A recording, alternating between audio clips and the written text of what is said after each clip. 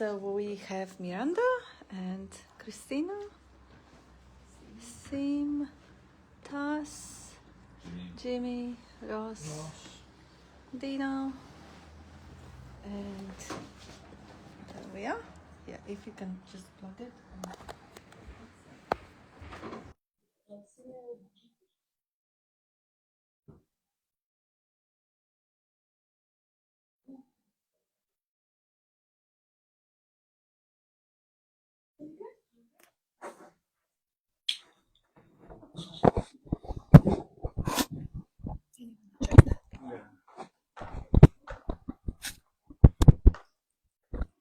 Okay, so welcome. Does anyone wants to do the introduction? Dean, you want to do the introduction? No? Okay, so we're doing the introduction then. So the basic predicament is that people are searching for enlightenment, for some supreme states, for God or for themselves, but the search is really for the sense of completeness, for the sense of relaxation in a system, for not suffering, for end of suffering. They have different names for it. In every religion, there are promises made that in the future, maybe in the next life, or maybe after the body dies, there will be that completeness and that consolation, that heaven found. But non-duality points out that what we are seeking is already present. We just ignore it. We just miss out on recognizing it. That peace, which in Christian language is the peace that passes all understanding, is already here underneath the turmoil, especially the turmoil of seeking. Because the whole seeking is a rejection of this moment as it shows up. The seeking is the assumption that this moment, the way the universe expresses in this moment, as this moment, is not right. There is something wrong. There is something missing. The sense of, and then the imagination says, what is missing? Maybe the God is missing, or maybe the peace, or maybe pleasure, or some supreme state, cosmic union, whatever the imagination comes up with, that's what is allegedly not here. And that is something that has to be gotten or achieved or found through some. And then again, different schools and religions offer methods of how to find this thing that is not right here, right now. You gotta either meditate or pray or go to churches or do something or the other. And then in the future, that state will be achieved. And what we point out is that the state is a stateless state. It isn't something to be entered or achieved by someone who is gonna get better now in the future. It makes no sense, does it? So what we are overlooking, what we are missing out is if we look at where the attention is focused, it is always focused on what is not, what is missing, on complaining. That is the human condition. Always wanting what is not, never wanting what one's got. So, and then the rest of the poem goes, as a rule, a man is full. When it's hot, it wants it cool. When it's cool, it wants it hot, never wanting what is got, always wanting what is not. So that wanting, again, in the Buddhism, it says the craving and aversion are the source of all suffering. The wanting what is not. So now, what is that wanting and why is it here? And how to get rid of the wanting and who would be doing it? So again, there is nothing to do.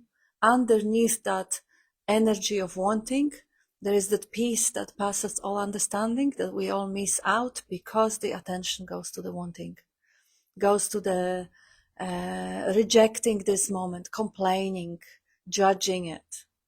So again, the pointers that Bob would give in this moment would be just watch the mind, just see how the attention, how the mind functions, how it operates, and how it inherently serving the life essence, protecting the life essence, providing safety, narrating the circumstances, does create the illusion of rejection of this moment by wanting what is not, by looking for problems to solve. So this movement of attention or this mind is not what we are, is not who we are. It is just a software, it's just a self-preservation program that preserves this vehicle for that life essence that is animating it to continue experiencing and expressing itself. And now that may sound a bit dualistic, that there is a vehicle and there is an animating life that is making that vehicle experience and express. And yes, all the pointers sound dualistic because language is the language of duality. The structure of language is a symbolic language, so it always objectifies things. And to objectify something, you kind of isolate it from its background, whatever it is, this and not this, the space around it. So symbolic language, and the same applies to the sounds.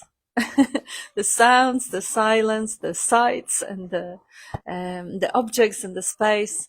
So the duality of language makes pointers also dualistic.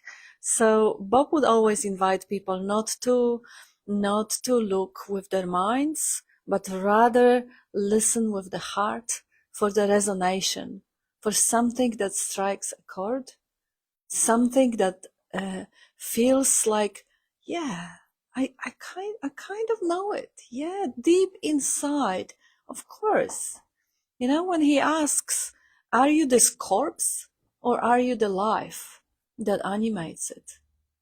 He would say, you know, if you didn't see the dead body, go and look at the dead animal, the chicken in the shop.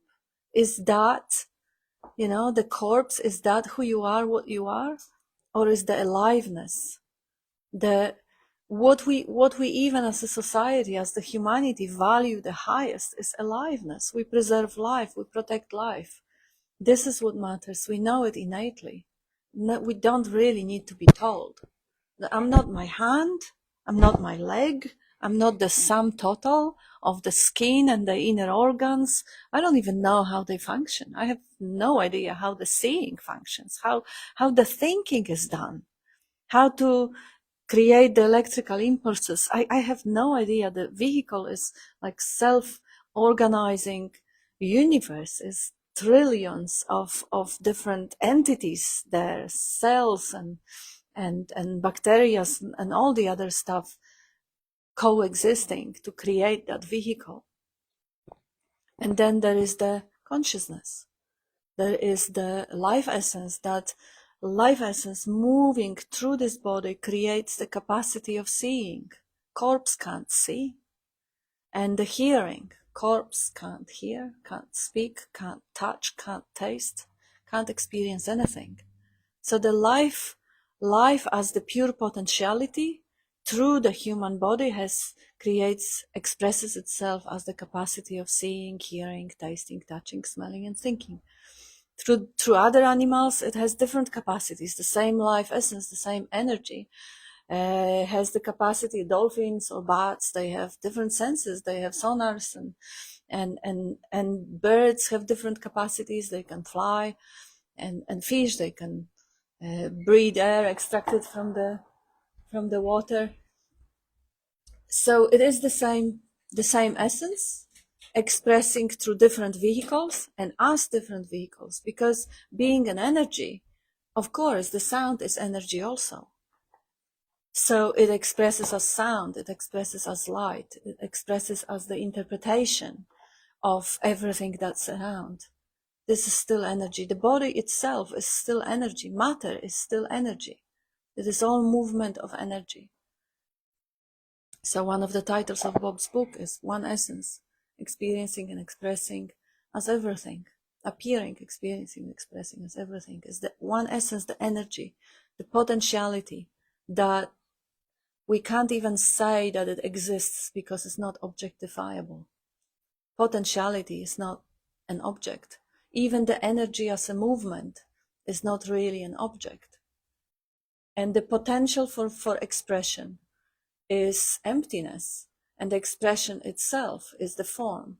So this is where the Buddhism points that emptiness is form. Potentiality is actuality. It's just it's the flip side of the coin. The collapse of the duality in the emptiness being form, form being emptiness. The appearance, neither existing nor non-existing. So it isn't really any hard philosophy. It can be experienced at any moment through the daydreaming. When we daydream about tomorrow, well, does it exist or it doesn't? Or when we sleep at night and there is a dream, the whole universe arising in a dream, does it exist or it doesn't? So we can see how that whole material universe is really constructed through the thinking, through the belief. When we believe that the earth is flat, it is flat. And you can't convince the flat earth and society that it is otherwise, because the belief solidifies the experience and make it seemingly real. It is. Yes, and same in the dream. When you're dreaming at night and you're arguing with someone or you're flying, the experience seems very, very real. So the capacity of that one life essence to express as absolutely everything, and capacity of that life essence to also feed it with that energy of belief, which is not two things. It's not that there is a potential or a thought and then there is a belief that fuels it. They're inseparable. They're really one thing. It's just the pointing that makes it sound like they are two. So the act of believing, which is again spontaneous, just like act of seeing, the seeing, nobody does the seeing. The seeing is a capacity that the body has, and the life essence giving that animating capacity for that body makes that seeing happen. And then there is another capacity, which is the interpreting. So when we look around, the things are, the furnitures, the walls, the people, whatever it is already known. But the little baby, when it is born, it doesn't have that capacity to recognize things yet. It didn't learn what the things are. It didn't label things. So the capacity for seeing is there, but whatever is being seen is not interpreted into the coherent world. That programming is yet to come, is yet to happen. So when we see the way the universe come into existence through the act of programmers modeled it from watching little children, learning to recognize faces, learning to recognize voices. So we can see how those things are. Back. Okay. how those little programs create that illusion of coherent reality. And you can also see how the whole experiencing and the illusion of the experiencer being inside, the seer, that there is someone inside there that does the seeing, that looks out from inside to outside, how that is also a piece of a software. When you speak to your Siri or your ChatGPT or whatever assistant you're using in your phone, you will get your answers, and then you will get the prompt questions. How else can I help you? What else would you like to explore? I can find it for you. I can design it for you. So who is that I that says I can do it, I can help you, I can design it? There is no one there, we know that. And yet it functions and it translates, and through the language it seems like there is someone there who is actually having a conversation with you, who is doing the tasks for you. And it is the same with that human body-mind pattern. It feels like there is some agency inside, making decisions, taking choices, doing the seeing, doing the thinking. And yet, if you look inside, all you can ever find is the undeniable sense of existence. You know for a certain that you exist. There is an existence. There is no doubt about it. Just like a baby, even though it doesn't have the word I yet, it doesn't translate it to the idea that I, this little body, or I, this bigger body, exist. The existence is there. The consciousness is present. So somewhere along the line, that existence, through the language, through the identification program, got limited into that small vehicle. So now I am not just the life essence, just the pure potentiality, the pure consciousness looking out through this particular vehicle, just like I am as a consciousness looking out through any other vehicle, through every bird in the sky and every fish in the sea, and experiencing myself as the energy, as the aliveness, through absolutely everything. Now it feels like I am trapped in here. I am the little seeker. I'm a little me trapped in the body. How do I get out of it? How do I find oneness?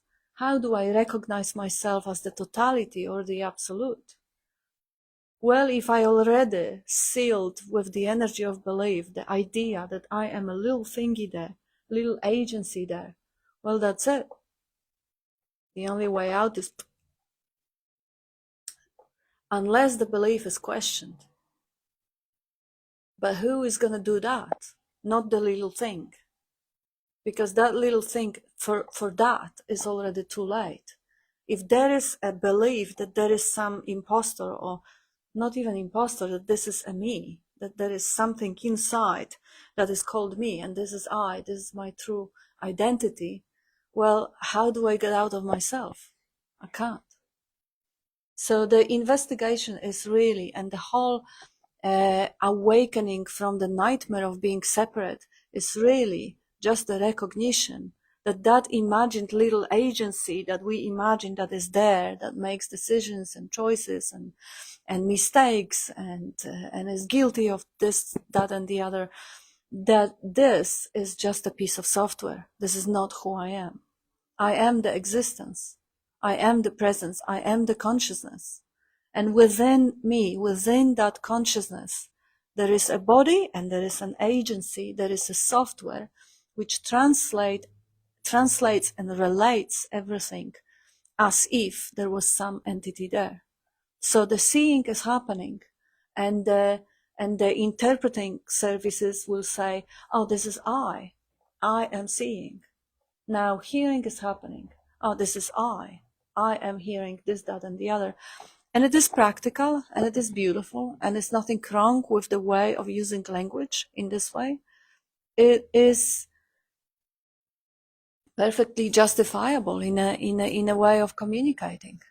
But if I imagine that this I, which is actually hearing that speaking going on, or is actually seeing the room, that if I imagine that this I is a separate entity, and it's like solid little thing that is not good enough, is unworthy, or is too old or too young or too fat or too slim, or any associations with that, any sets of concepts that I believe to be me, then of course there is a sense of separation.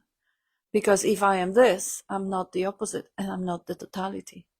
And that breeds the sense of isolation, sense of separation, and suffering, all the psychological suffering. Because of course that brilliant instrument which protects the body and which has the function of providing safety and solving problems will latch onto it straight away. And if I'm not good enough, oh, okay, how is that going to motivate me? Oh, you're stupid. You should be doing more of this. Or you shouldn't be eating this. Or you shouldn't be. And all that nightmare of the inner critic comes along and tortures. And if there is a belief that it tortures me because I am something small there inside, well, then it becomes really, really hard, really tough. the beautiful dream called life becomes a nightmare. And it doesn't really have to be this way, because it is really just to relax and recognize that this is not how the things are being simulated. This is not how the direct experience without the interpretation, which is verifiable right now, would actually narrate it. If I look at the direct experience without thought telling me what it means, the direct experience is the existence. But it doesn't tell me that it is existence of some entity or some soul or ego or whatever the concept is. It is just the existence. It's undeniably here. And again, direct experience is of seeing. Yes, there is seeing happening. Well, can't deny that. But the idea that there is a little someone that is doing it is a translation. If there really is a someone that is doing it, well, okay, let's see if I can get it to stop. Eyes open, stop the seeing. That doesn't really work.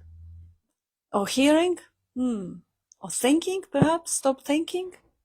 That was a beautiful pointer that Bob would always offer, and it's so humbling.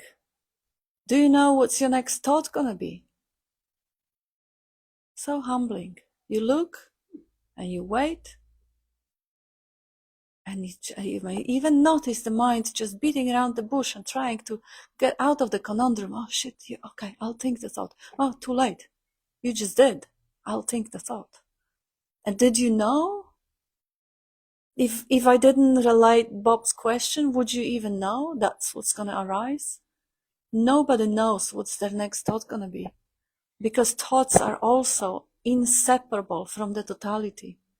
The thought may come from some impulse from within, like rumbling belly, or the thought may come from the perception landing on the clouded sky, or landed on another person. They come spontaneously. No one has control over them.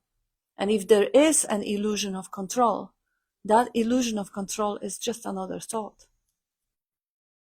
And that illusion of control, of course, is part of the whole appearance.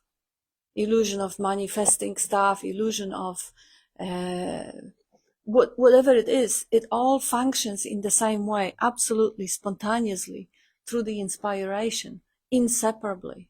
So even people who are deeply with both hands and legs into manifesting their own reality, they are just machines perpetuating the conditioning and the program, being inspired to give attention to this and nothing else.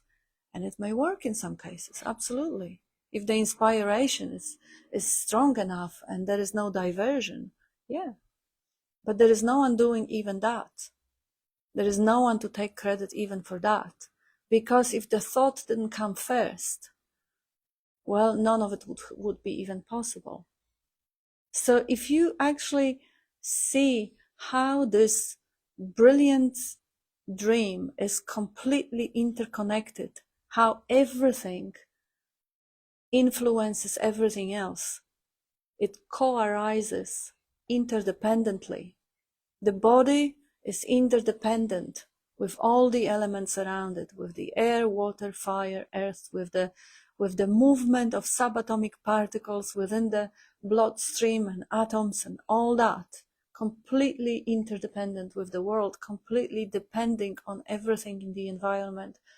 And so are the thoughts, including thoughts of being separate identity, which is again part of cultural conditioning. Apparently there are cultures that form their identity in slightly different ways, and the identity is more kind of like a group consciousness than the individualized consciousness. It doesn't matter. It is just another piece of software which can be seen through, and as it is seen through, it can be appreciated. It doesn't have to go away. The habit of the body creating or simulating or hallucinating a self as a doer and taking credit for the actions is a fascinating piece of software. When you see how it operates, You know that you are the presence, you are the consciousness, you are the witnessing of it. Not the witness, the witnessing of it. You are the knowing of it. So even if the habit perpetuates, but there is a knowing of it, well, who's bothered? There is no problem with anything then anymore. Nothing needs to change, nothing needs to be found, nothing needs to be achieved, nothing needs to be let go of, getting rid of, no ego needs to die, no heaven has to be found, no prayers, no meditations, nothing. Just a simple, relaxed recognition that whatever is going on in consciousness is just a mechanical set of behaviors in response to the environment that no one ever does. Like cats and birds and mosquitoes, they don't have the idea of agency doing anything. They are just moved with the wind or moved with natural attraction and aversion that, of course, don't have to be broken either. The natural attraction for the body to follow the safety and pleasure, nothing needs to be changed.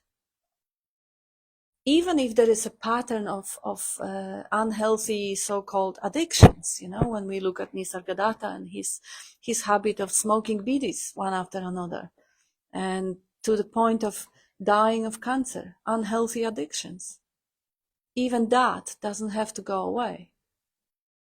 Though it often would, when the addiction is witnessed and is seen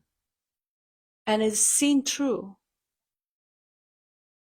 Some of the fuel that feeds that fire is now withdrawn, and it becomes the witnessing presence. So the addictions usually weaken. They're not as compulsive. But if they don't, again, who cares? Who cares? It's a dream. It's a beautiful, beautiful dream. And then again, people would ask, okay, so if that is so, should I do nothing? Should I not fight for peace? Or should I not fight for climate change? Well, again, if there is no agency there, life is going to move you just as it did up until now. Just like life moved you to connect with people you connect with and to fight with those you fight with. And it continually moves, just like it moves the baby when it learns to walk, and then it falls and it gets up and it falls again. Life moves them. Everything is moved. The planet is moved around the sun by the same life. The clouds in the sky, the rain, are moved by the same energy. So being that space-like open field of knowing and witnessing the movement of life, witnessing movement of thought, movement of attention, witnessing the mind, finding a way to improve things, complain about things. It's a fascinating adventure of witnessing. And in Hindu scriptures, that witnessing is called knowing, being, knowing, and contentment. Being, knowing, and love of being, or contentment in being, Satchit Ananda. And that is called the reality. Reality is the experienceable awareness of existence that no one can deny. No one can pretend or believe that they are not existing. Even if you try to imagine non-existence, you can't do it. Let alone experience non-existence. That's ridiculous. That can't happen. So the experiencing of awareness of existence is constant, is continually there. Always here, always now. And that's the reality. Presence awareness, awareness of existence. Just this and nothing else. Nothing else is real. Everything else is called Maya, illusion, or Nama Rupa, meaning name and form. That's a phenomena. That is what arises in the awareness of existence. So awareness of existence is what you are. Within that, the body arises, the mind which interprets things, objects, labels, names, the dreams, all the dreams arise because of that presence of consciousness. The dreams from last night, the dreams of the whole past, the dreams of being a child, of being married, or being abused, whatever it is, all the dreams arise in that presence of consciousness. The presence of consciousness is now, and the dreams are coming and going. The dreams of what we're going to do tomorrow, or what we're going to do in 2 hours from now. All those dreams are arising because of the presence of consciousness, the witnessing. And that is experienceable. Everything else is passing, is a phenomena. It comes and goes. And that's enough for now. Yeah, so Tanya, would you like to add something? I don't know if I have anything.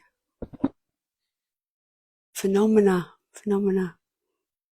What does it mean? Phenomena. It's a phenomenon. Everything is phenomena. Absolutely everything in the dream is phenomena.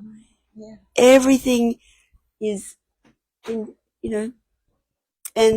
everything is potentially experienced differently from seemingly separate points of view also. Even language, there's so many ways in which symbolic language is, and the meanings we put on things are arbitrary, changeable within one vehicle, from one day to the next, from one moment to the next. There's absolutely no stability, no certainty, but we keep looking for it, wanting certainty. I must be certain that I'm realized, that I'm I must have certainty. All that doubt that comes up. And there's no requirement to put any energy of belief into any phenomenal thought that appears.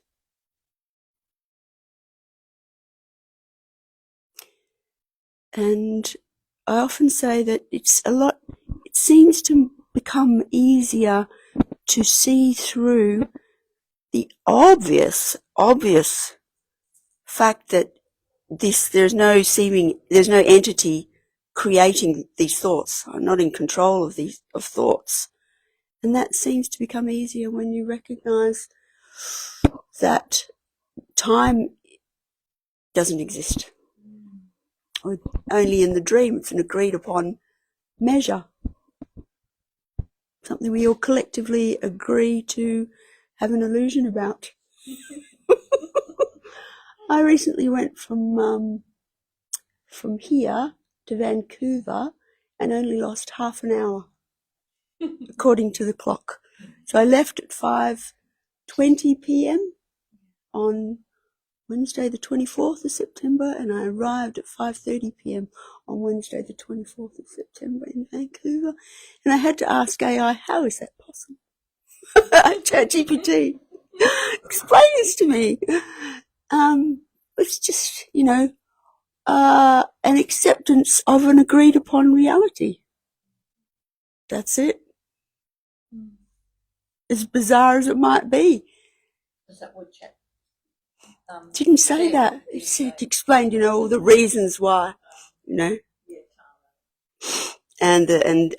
some, the daylight saving thing as well contributes, and still, wow.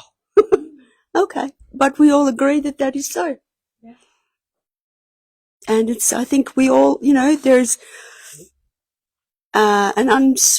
you grow up being conditioned to be responsible, seemingly, for what goes on in your own head, because you're responsible for your actions, when you're a naughty girl or a naughty boy and you did something wrong or something right, or you took the credit. So it's constantly being reinforced, the sense of me, the doer. When you actually take a moment to sincerely investigate, earnestly take a look, there's nothing.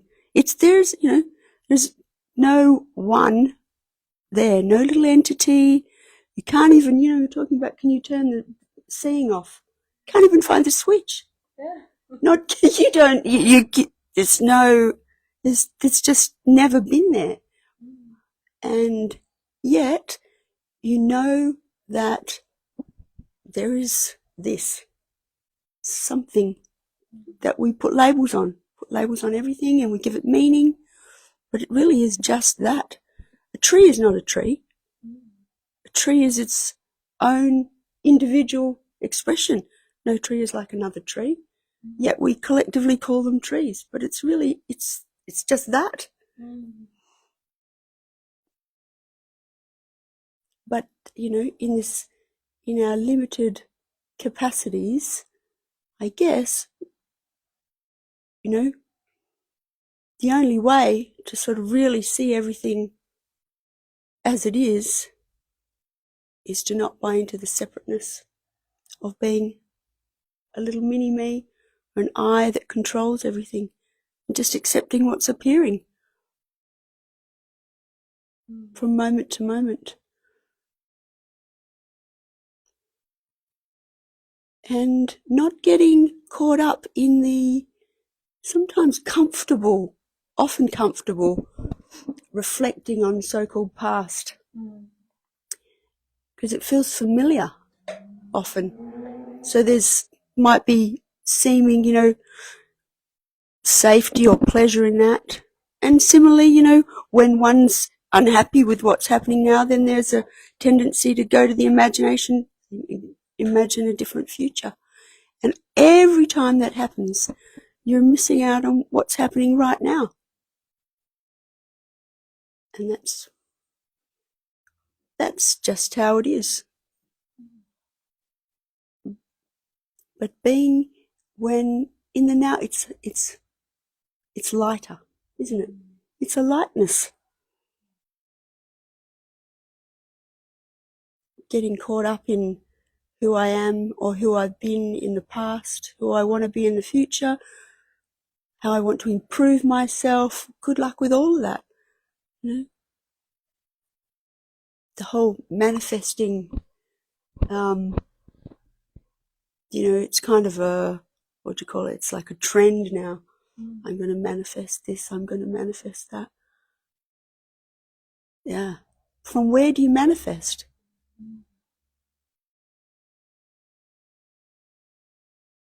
If you sincerely take a look, that's really all that needs to be done, is to do the investigation. Take a look. You just cannot find a reference point for me. You can't. There's no boundary. It's just what's happening from moment to moment. Literally, you only ever experience this. Can't even say it's now. We don't have a word for it even to describe what it is, because once you come out of your mouth now, that's gone. It's past. And the past is dead. Dead. Gone. You have to put effort into it to recreate something, from the past. Just let it go. So, who or what investigates? That's a very good question. Yeah. Can you find the investigator? Nope. But there's a knowing.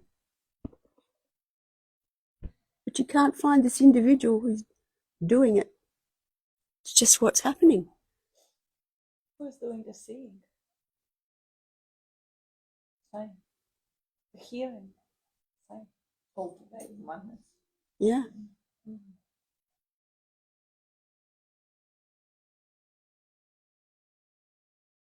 And the mind always assumes that there is a division, that there has to be a doer of the deeds. Like, it is so visible and so obvious when you look at the planet moving around the sun. Is the planet actually doing it? No, it's the whole universe, the forces of nature. We even name those laws as if they were the doers, really. But it is just the universe unfolding as it does. It's no Just have doer. a question.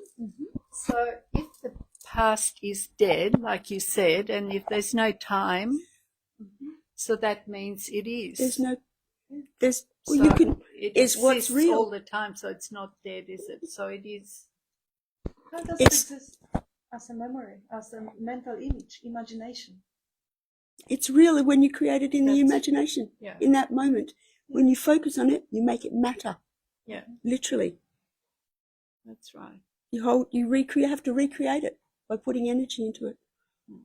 And who's doing that? Yeah. Yeah, it is fascinating. Bob would ask, for example, where is your last night dinner when you don't think about it? Did you even have the dinner last night? If you don't think about it, when it's out of mind, out of sight, it disappears. It only, in this moment of now, it only gets recreated as a mental image, as a memory. It's constant. Yeah, it's just now, just now, just now, just now. Yeah. Yeah, even acid reflux comes with the interpretation, oh, this is because of that and that and that and that. If the interpretation doesn't come up, it's just that. Yeah. But so that all of that linking together of what comes before what, that's the story. That's the story that gets created, or there's so many stories that we buy into and get lost in, that is used for defining an illusory cage of concepts about me, my story. But really, it's just your story, if any, is now, is what is now.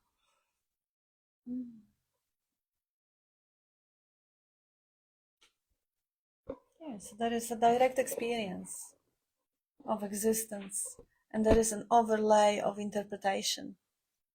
And direct experience is to be trusted, and the veil of interpretation is to be seen through.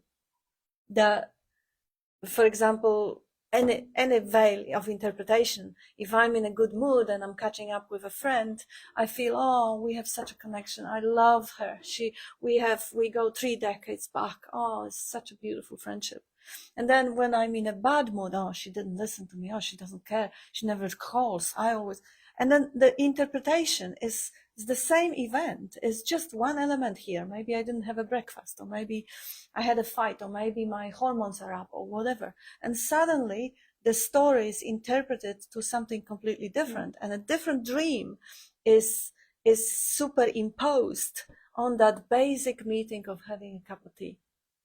So the reality is of finding myself with a friend, and the interpretation is a veil of what it means to me, to her, the whole story, the back, all of it. And of course, this example right now is just a mental image, because right now there's no catching up with a friend right now. I mean, catching up with the friend is interpretation. Yeah. Too. When somebody asks you a question about why did you do such and such, or why did you say that the other night? Well, you make the answer. You have the answer when you answer. You're creating your response on the spot. Yeah. And how you respond could be, as you say, very different if you catch me before or after dinner. Yes. Or before or after coffee. It's just made up on the spot. Yeah. It's not a stored set of responses anywhere, appropriate response under this circumstance. Yeah, the chemicals imbalance in the body, a little bit heightened stress, and then completely different dream comes into existence. And now being able to see that this interpretation, that this dream is just superimposed veil covering up the reality of the moment, being absolutely mysterious, being fresh, being new, being completely devoid or free from interpretation of its own. Just like two cats are meeting and their eyes are gazing, and there may be a little hissing, or there may be a cuddling. Whatever is going to happen is just this unfolding moment. But when two humans meet, there's a lot of mental noise going on top of the mysterious connection, mysterious, ever fresh moment of now. Putting the meaning, putting meaning in. What's the point? What's the meaning of this? Oh, we love to do that. Yeah. And seeing how automatic, how mechanical it is. It's absolutely best game in town. What a show to actually see the tendencies of the mind, which is always preserving the body and seeking comfort and pleasure. It's always love. Behind all that veiling of reality is always love of being, love for safety, even if the interpretation is hostility, anger, violence. Even that is just to make a statement. I want this one to be safe and loved and respected. The love, the energy behind the love of being, the Satchitananda, being, knowing, loving to be, is always is the movement, is this primordial cause of every movement of attention. But it is interpreted to a story of me. That's it. And you said in your spiel, this sort of natural caring, or this natural preference for protecting life, or the continuation of life, whether that's life of protecting seeming one's self, or which is usually what it actually comes down to, or however it's presented, sort of thing. But it always comes back to loving to be, whether or not there's a sense of you're enjoying it or not, right? Yeah. There's still loving to be. Like Bob would sometimes say, if a madman walked in the front door now and wanted to shoot everybody, as miserable as you are, you'd still fight for your life. Be able to help yourself. Probably, wait and see what happens when it happens. But yeah.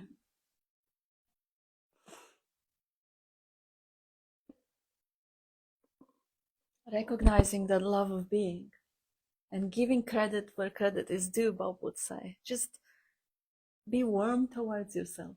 Just nurture it. That loving to be, that sense of contentment, that relaxed, peaceful presence that you are. And from that relaxed, natural state of just nurturing, the attention will naturally go and scan. But from that point of safety and contentment, it will find amazement in whatever arises. The curiosity, amazement, amusement in whatever arises, rather than constant sense of relating and distress.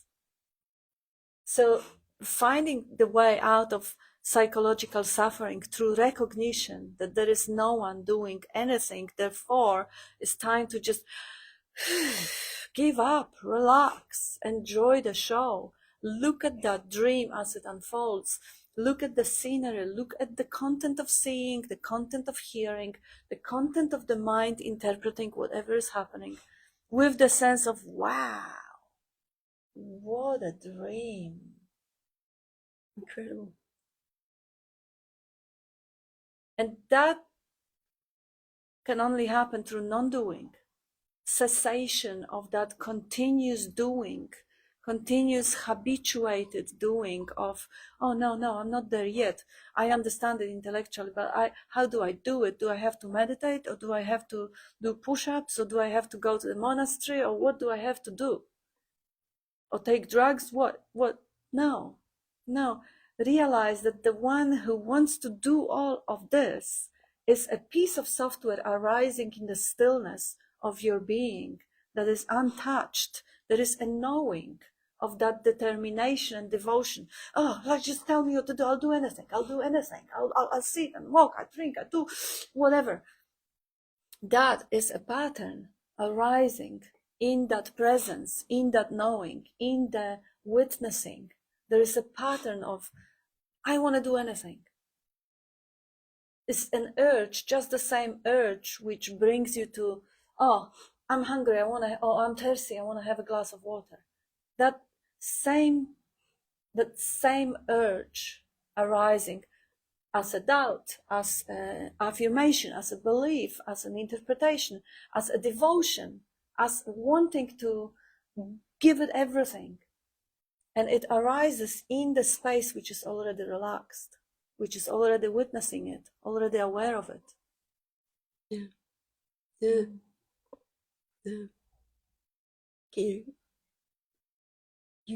Can you, it's a challenge, when you ask this question, Miranda just asked, who's doing the looking?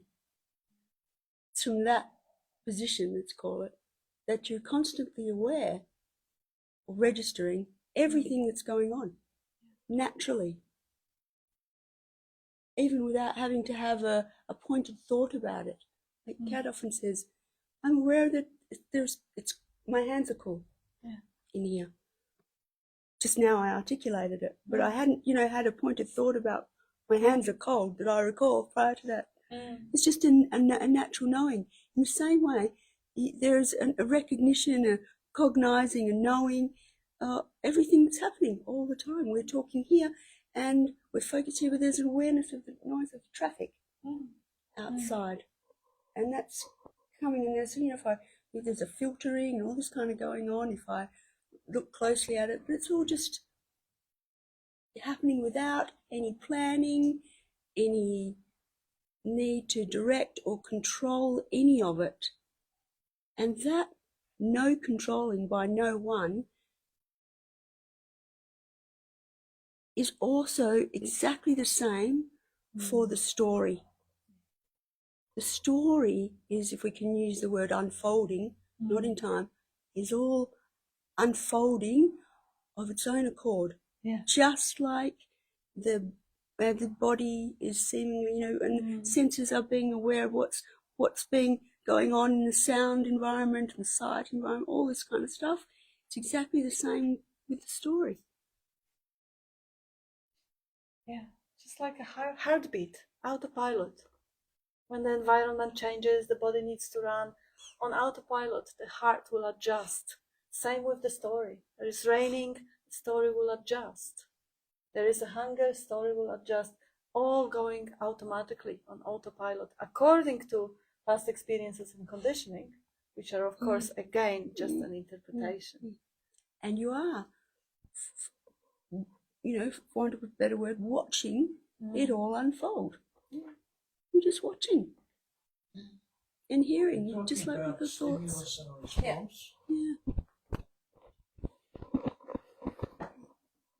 Could you call this stimulus and response?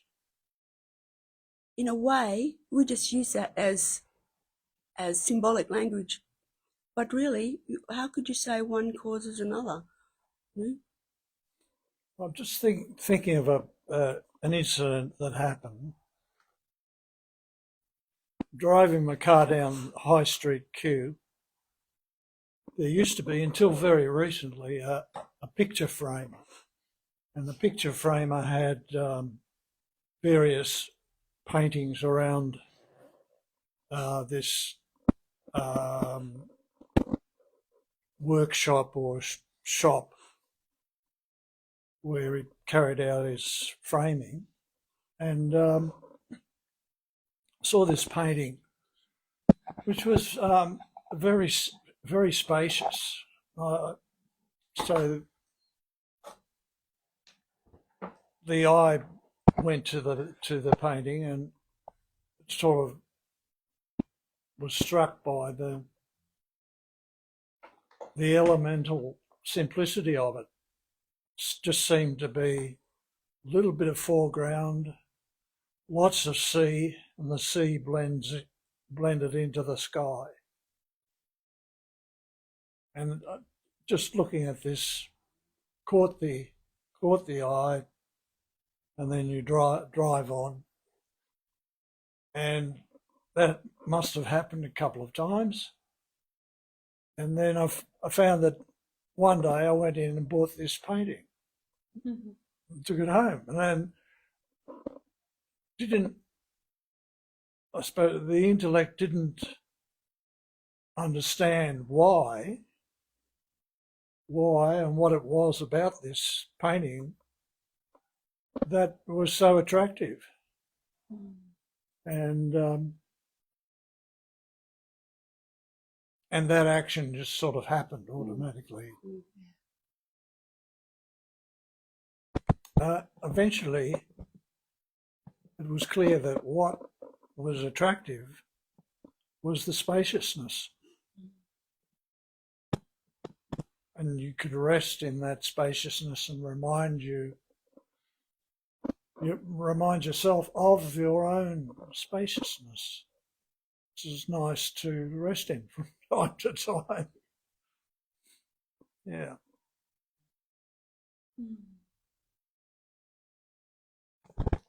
Yeah, I guess it's similar with any attraction.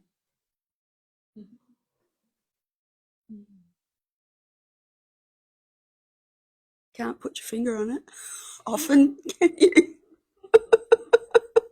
But the mind can come up with an explanation.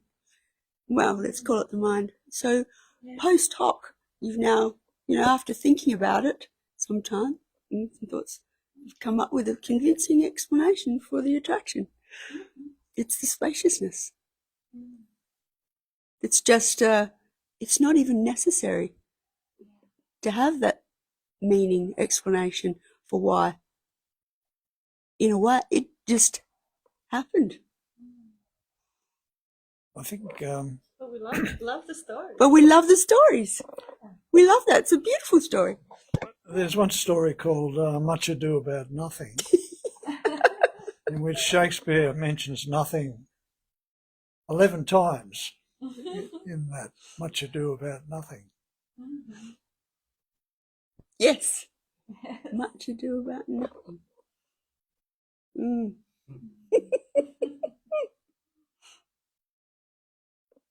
Yeah, so in getting caught up and attracted by the spaciousness of some appearance, one realizes that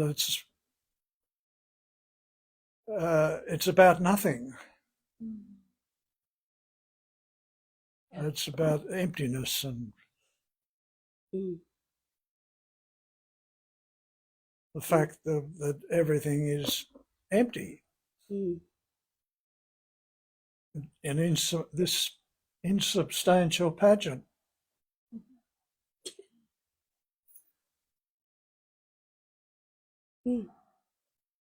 And constantly changing, constantly shifting.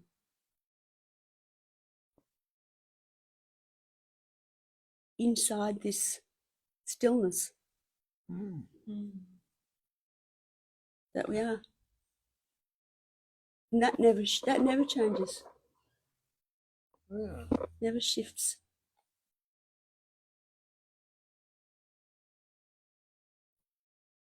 Yep. So it's all much to do about nothing. Everybody relax. But it's not really nothing. Bob would say is no thing. No thing. Yeah, because when we say nothing, mind latches on it. Mind, the interpreting services, the function of interpreting, latches onto it, and it straight away makes it to vacuum, void. No, this is unobjectifiable. But really, when you just experience that pure experiencing, that no thing is not a vacuum, is no void, is aliveness. is radiant, is alive, is vibrant, is beautiful, that is miraculous.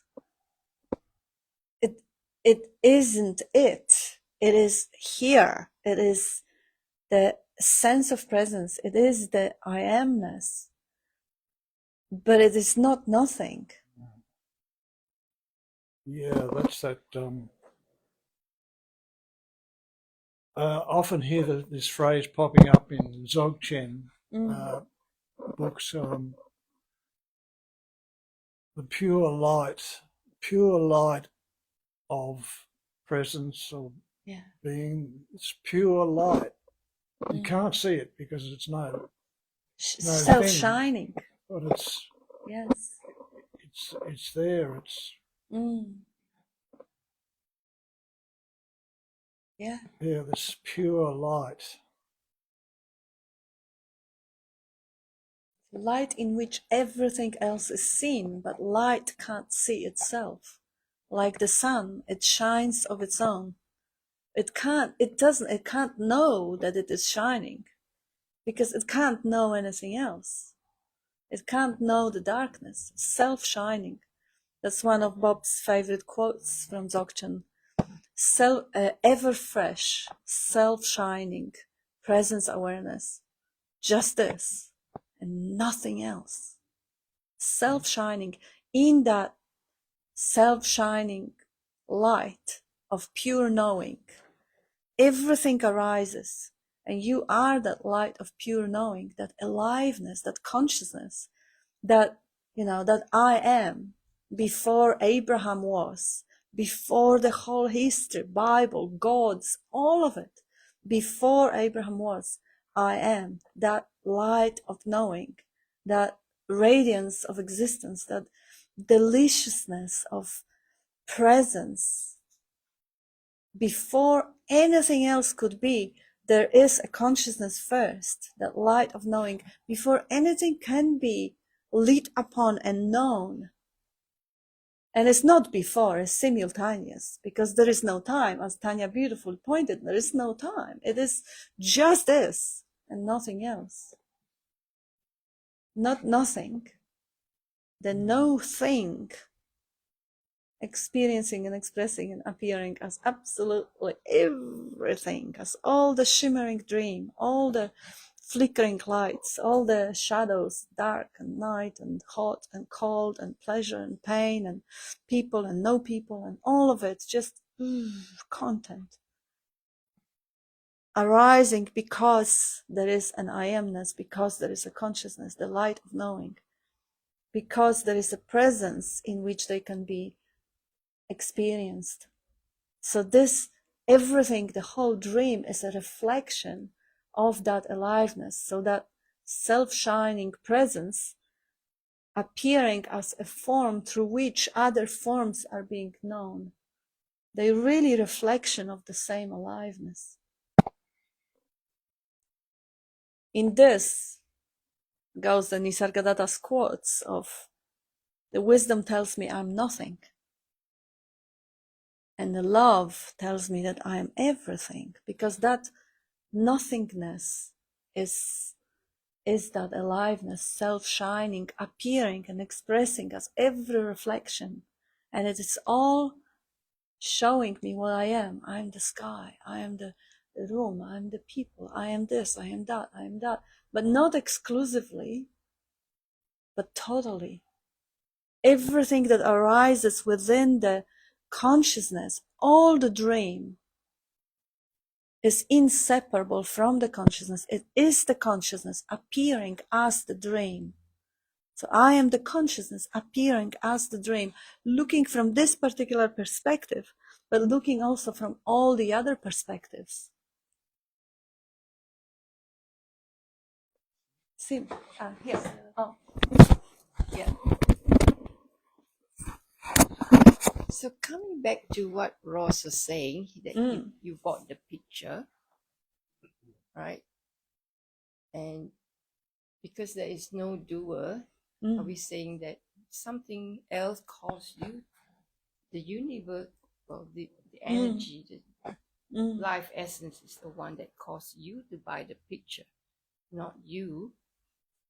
You thought that you bought the picture. Yes. Right? Because there is, it's actually the universal energy that is Yes. arises. That is, you're not, because we're not separate Yes. from this You got universal it. mind. Yes. Yes. It's the universal mind working through you, but we think that, That's the illusion. I That's picked That's this it. picture. Yeah. That's what exactly Yes. right. That's Yes. beautifully say. Yes. put. Beautifully put. That's it. Yeah. So so not me. So just is that light that you're talking about? Is that energy or vibration? And are those I'm assuming that vibrations are different in different places in the universe. Okay, so Bob went to Ganeshpuri and he couldn't stay there because the vibration was so Intense. powerful, and I've certainly experienced that. What causes and is there a different vibration here than at my place or out there? And so if you look at it, are we better off sitting here experiencing that vibration than being elsewhere and being, as you say, stop searching and just sit on the park bench out there? We have no choice. Yeah. Yeah, no choice. And they are, there's a different vibration for the light of seeing. There's a different vibration for the hearing, different vibration of the sound, different vibration of your fabric.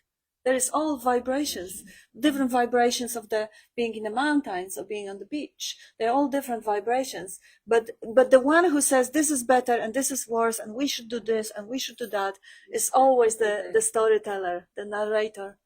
So would Bob see the vibration rather than the appearance? Oh, no, it is. He wouldn't. Seeing he doesn't could, change. or he doesn't. Seeing doesn't change. Okay. Seeing is the same.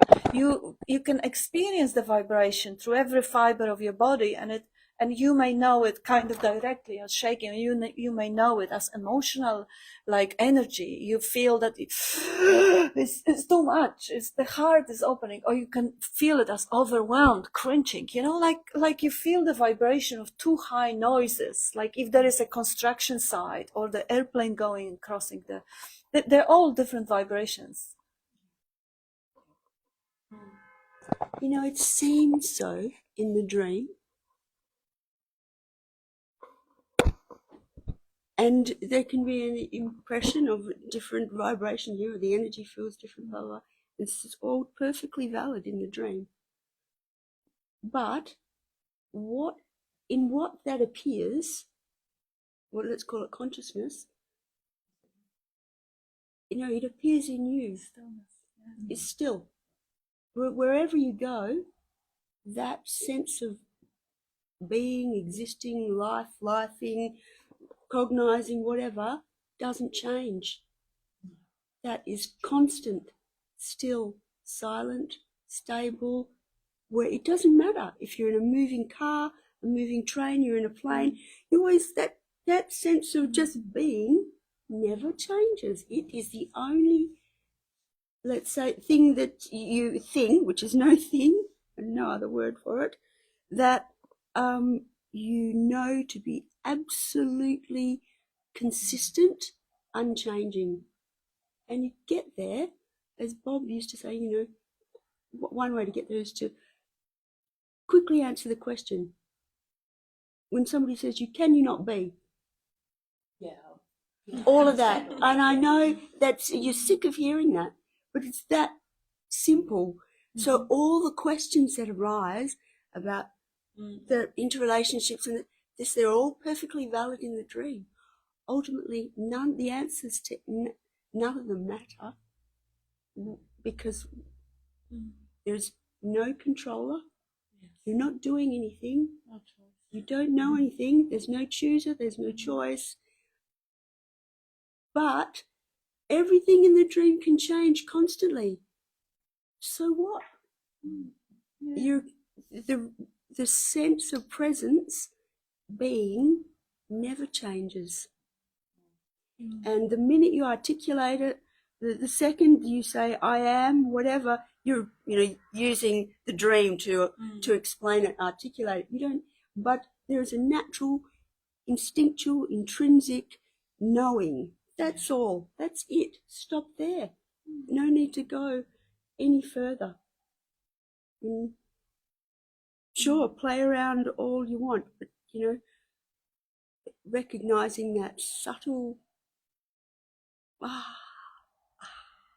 Doesn't matter what happens in the dream.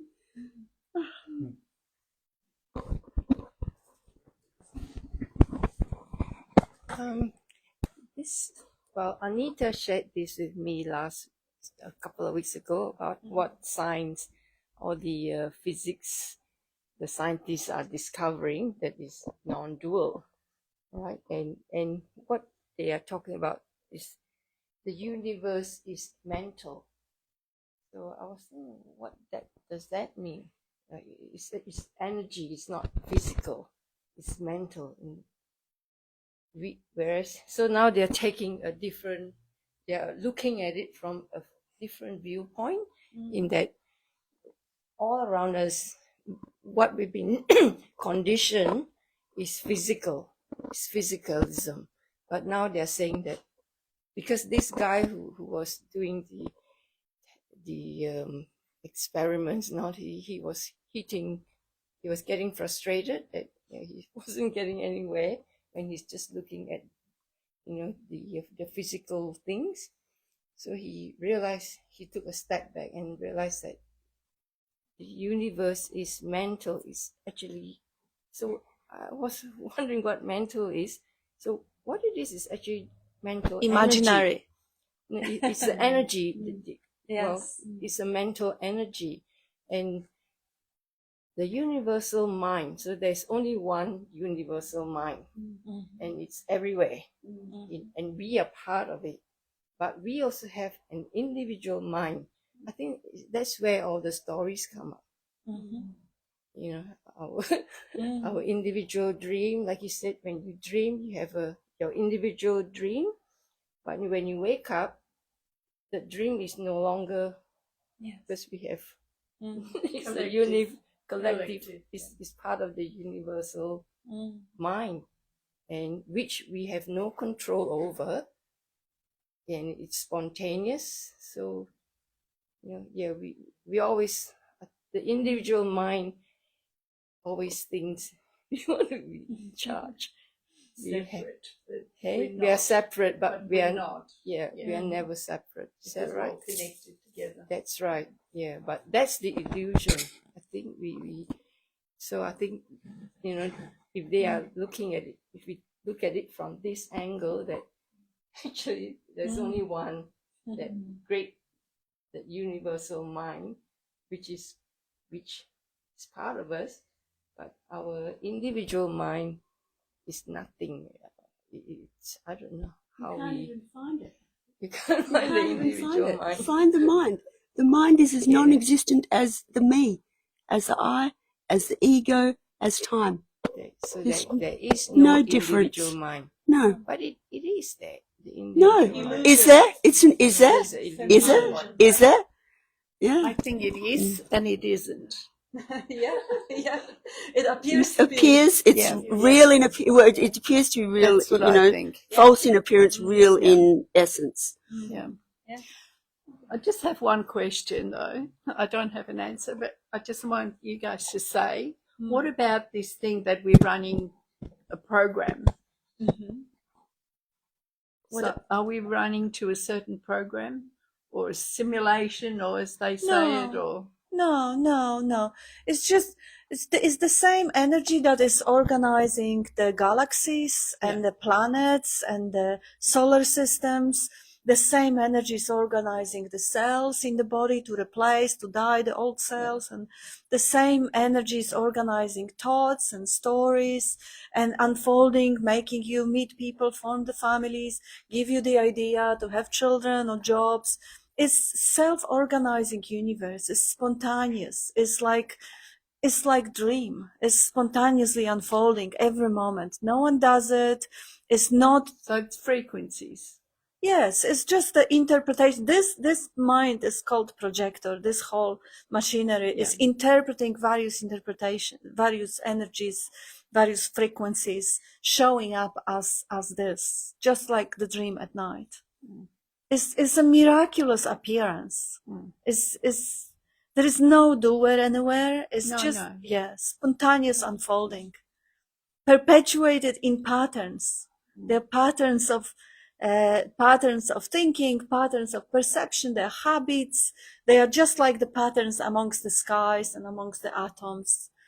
It's a mystery. It's an unknowable mystery. The science is just another expression of it. Just like religions are expressions of it. They are religions and science. They are all social self-organizing systems that are also part of the whole dream. Science isn't above it, or religion isn't above it. No, it's just another.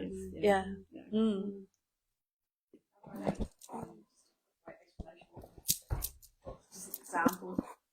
So I suppose it's like if you just have different paints around. So if the white's next to the red, it might bleed into each other. You get one colour, and you get a pink, and over there, like the yellow's next to the red, it bleeds together, and you might get orange or whatever.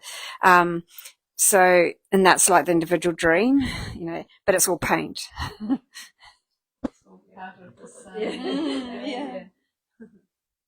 Yeah. But last night I had a dream that I was,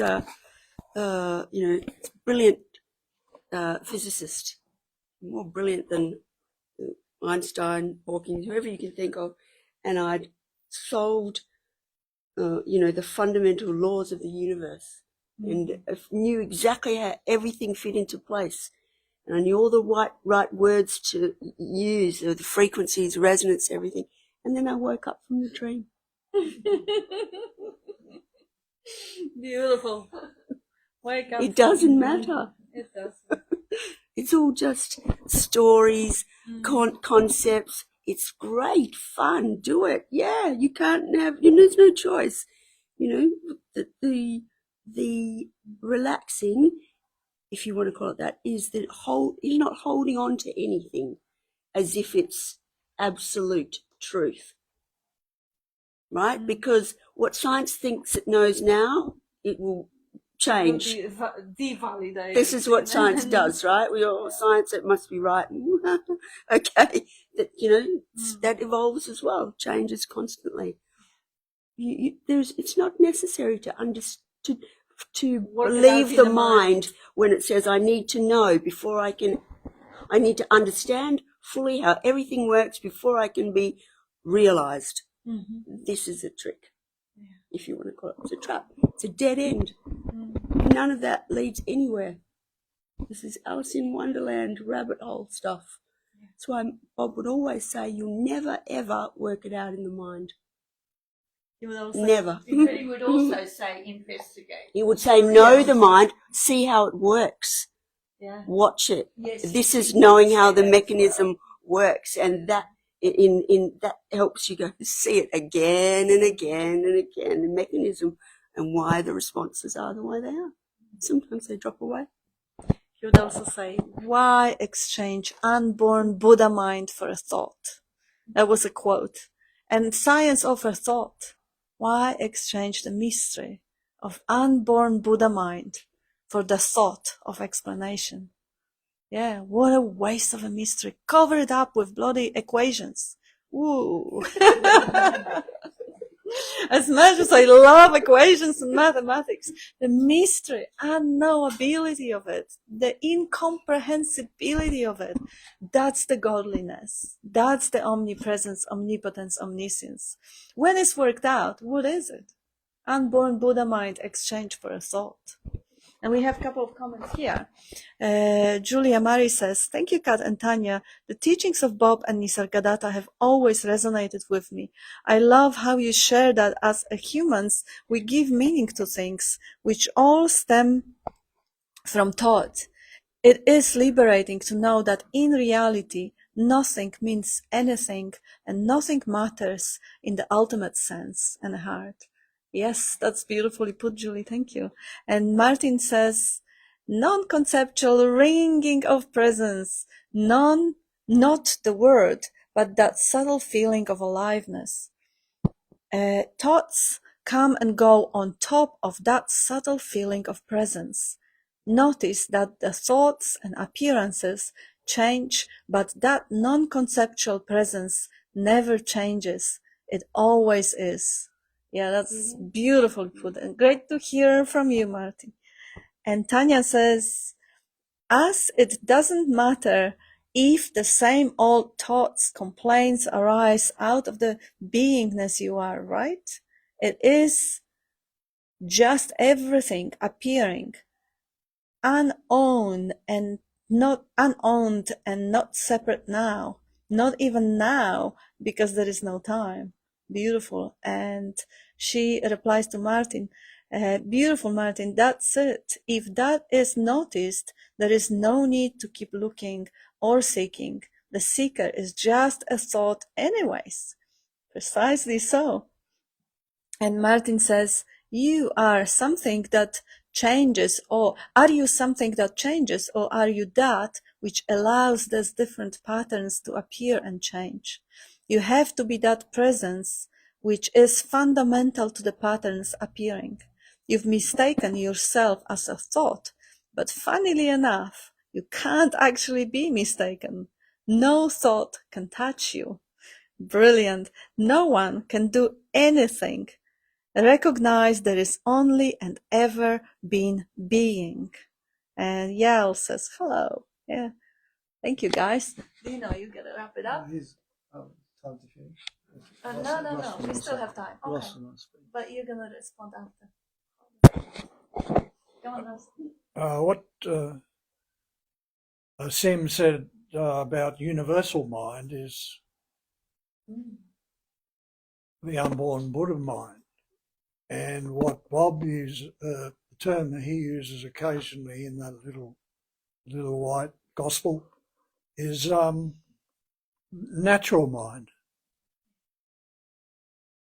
That's not the narrative mind, and it's not the me trying to work it out. Yeah, that's all. Good way. Yes. Natural. Yeah. Go on, Dino. How many minds do you think there are? You just hit it, Sam. Well, I look at it like a tree is a thought or a perception, or there's no such thing as a tree except the perception of a tree, or a thought of a tree. A thought of a tree, and then is a thought of a me. How can a thought of a me be a me if it's a thought?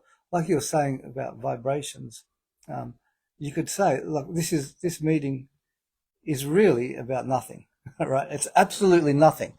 There's nothing going on, and it's like emptiness, or one thing, or non-duality as nothing, as one essence, and that one essence is, let's call that one essence energy. And then you could call every movement of that energy a vibration, and every vibration will have its own distinct individual flavor, individual frequency, if you like. So the vibration of a chair vibrates at this frequency, the vibration of the voice vibrates at this frequency. These are just ways of explaining. I'm not saying this is the way it is. I'm just saying this is just a way of looking, and so a thought appears. That's vibrating as well. It's the thought. I see a thought is a thought. The thought I see a thought is just a thought as a thought of a tree, a thought of a table, a thought of so the hand moving is a vibration. The idea of I'm doing it is a vibration.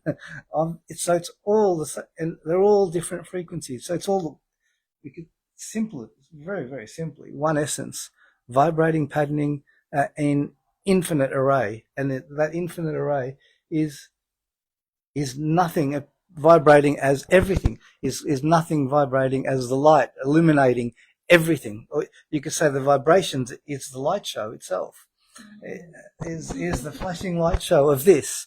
And what is this flashing light show? It's this. It's absolutely just the essential thing that's in front of, we're baking in it, we're soaking in it, we can't get out of it, we can't get in because we're never in it or out of it. It is the show. The show is aliveness itself, and within that show is all of the infinite array of vibrations, and the vibrations of the thoughts saying, I can see this, or I'm learning this, or I'm getting this, or they're just equal vibrations to the vibration of the tree and anything. So that's why there is nothing to get. That's why there is no explanation. There is no meaning as such, because there is just one show going on, and all the vibrations like, and the vibration of I'm stuck and I need to get this. It is a vibration of a thought appearing as I'm stuck and I need to get this. So no one is ever stuck. No one is ever. There is no one, because there is one show. And that one show is, and imagine all these vibrations were the color pink. All right, how could pink ever see itself as pink? How could pink ever know pink? It couldn't. So there has to be something behind or under, or that sees and recognizes that it is a pink, to know that it's pink. Otherwise, so the thought, in the vibration field, the thought pink can't see pink because it is pink. So the only thing that can know pink is the stillness, or the no pink, or the no color, or the no vibration, or the emptiness, or the silence, or the stillness. And that might make sense, or it might not. But it's there's no way in or out of this. So there's no. That's why this is sometimes referred to saying is relaxing, or relaxing into it. There's no one to relax into it, because that's another vibrating thought. They relax. Oh, there's a contracted energy that feels like another vibrating. And the attention is a vibration too, that's fixating on other vibrations in a sense. It's just a way of explaining things again, and trying to maybe simplify the simplicity of this one essence, one show, one thing going on, nothing appearing as this show, appearing as this meeting, appearing as questions and answers and ideas and philosophies and neurophysics and every. You've just come up with the answer, though. It's the vibe. It's the vibe. It's the vibe. That's it. It's the vibe, man. And if that doesn't work, it's 42. You know, obvious. I wonder if Jimmy or Taz would like to say something. A word? No? Yes? A word? Better be a good one, though. No, I'm good. A word, huh? One word. Okay. No, it's great. It's great to be here, and yeah, to just get that sense of the priorness, the thing the thing that isn't pink that recognizes pink, and to just recognize that. And from that place, then everything is just everything. And I like what I heard earlier around much ado about nothing, that the distinction between nothing and no thing, that there is something. It can't be labeled as a word, but there's an energy.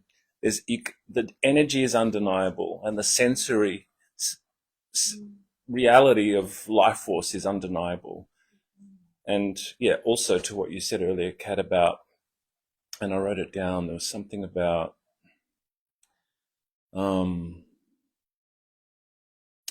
seeing. So the seeing is happening for the child. What it's seeing is then programmed into it, and then that becomes the focus. And then the simplicity of the fact of seeing somehow becomes redundant or overlooked. But through a kind of an inquiry like this, becomes remembered again. And it's beautiful to be here. Jimmy James? No. Like they say, when a child learns what a bird is, it never sees a bird again.